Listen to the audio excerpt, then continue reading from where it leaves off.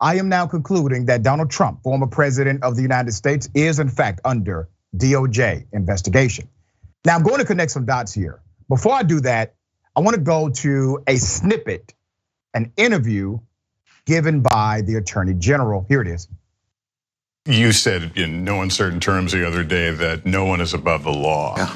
That said, the indictment of a former president, of perhaps candidate for president, would arguably tear the country apart. Is that your concern as you make your decision down the road here? Do you have to think about things like that?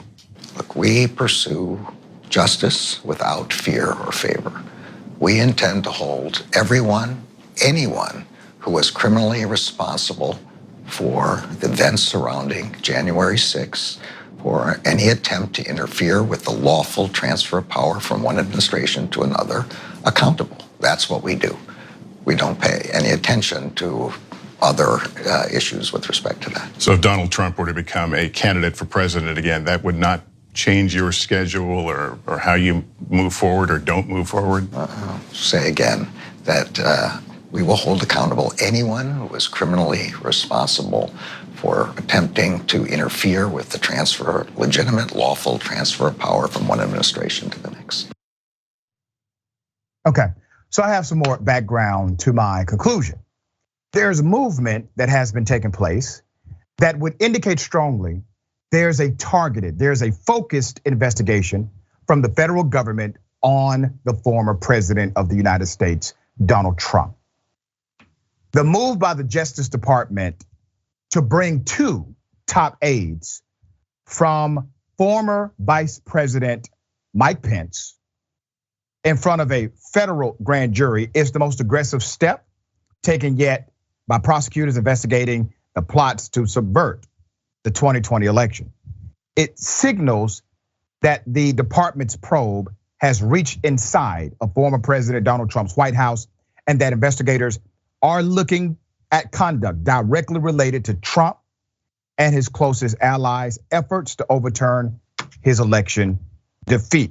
So let me give you some insight into the individuals that have already testified before this federal grand jury that has remained pretty much quiet as it relates to the media. Former Pence Chief of Staff, Mark Short, testified in front of a grand jury in DC on Friday. CNN confirmed that. Fellow Pence aide, Greg Jacob, testified in recent weeks. CNN has learned from a source close to the investigation. The questions to Jacob and Short included a focus on the fake elector scheme and the role of Trump lawyers, including John Eastman and Rudy Giuliani. Let me tell you why this is interesting. Now, I've said from day one, the most clear-cut criminal offense is actually the fake electors because they literally signed an affidavit swearing and affirming that the information they were presenting was in fact true. For example, the fake elector scheme created a dynamic that was so contrary to the law that it, in fact, there's no question. If it happened, it's real. It's illegal, and there's no wiggle room here. You sign an affidavit swearing and affirming that what you are saying is true, that means your penalty would be perjury if it is not. Let's go to the state of Georgia. The grand jury investigation into Donald Trump. Remember, the state of Georgia, by way of Fulton County, a special grand jury, they are criminally investigating Trump for election tampering.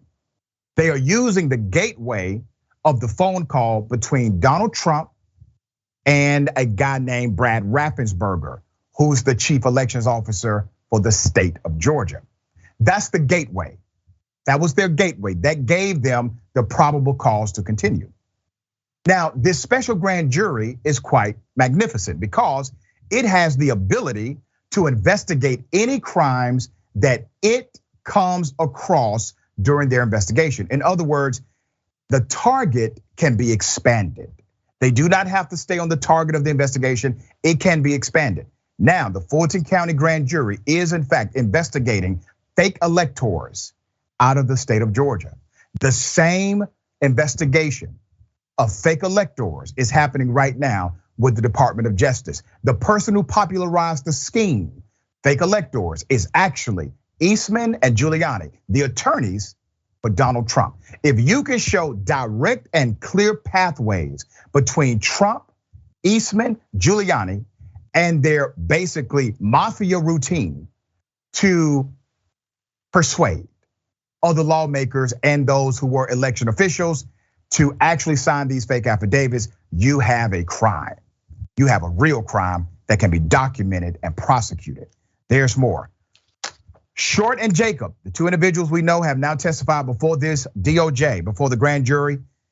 Short and Jacob were both present in key meetings leading up to the January 6th terrorist attack that were part of a pressure campaign to convince Pence to disrupt the certification of President Joe Biden's electoral win. Jacob, a former legal advisor to Pence, has participated in the House January 6th Select Committee investigation, even testifying publicly at a hearing last month. He has not responded to CNN inquiries about his grand jury testimony, however. Now remember, grand jury testimony is private, it is secret. So without the confirmation, you will not know these details until they are revealed. There's more. In approving the release of documents, the United States District Judge David O. Carter, now remember this, David O. Carter indicated that he thought Trump's conduct may have been criminal, concluding that it was, and I quote, more likely than not that President Trump corruptly attempted to obstruct the joint session of Congress on January 6, 2021. When this federal judge said it, I highlighted it and said, this is the first time we have had someone sitting on a federal bench actually illuminate the illegal activity of Donald Trump. Once again, the judge was talking about the fake elector scheme in context. The illegality of the plan was obvious, the judge wrote. Our nation was founded on the peaceful transition of power, epitomized by George Washington, laying down his sword to make way for democratic elections. Ignoring this history, President Trump vigorously campaigned for the vice president to single-handedly determine the results of the 2020 election. Once again, the judge is pointing to the fake elector scheme. Why? Because Trump wanted Mike Pence to in fact certify electors, but certify fake electors. That was the scheme. It wasn't simply to reject the electors, it was to certify the wrong ones, or the fake ones, or the illegal ones. That was the scheme. There's more. And the Department of Justice has issued multiple subpoenas in recent weeks seeking information on all 7 battleground states where Trump's campaign assembled false electors as part of the bid to subvert the Electoral College. Among those subpoenaed, they had GOP officials in Arizona, Georgia, Michigan, Pennsylvania. CNN confirmed that. A grand jury subpoena to Arizona State Senator Karen Fann, remember that one? This was obtained by CNN through a public records request, underscores how investigators have cast a wide net with their efforts focused on the fake elector scheme at the Trump administration and state level. The subpoena to Fann, which led to the partisan audit of ballots in Maricopa County, indicates prosecutors are seeking communications about any topics between any individuals associated with the Trump administration, Congress, or Trump's reelection effort. And there's more. There's a congressman out of the state of Georgia.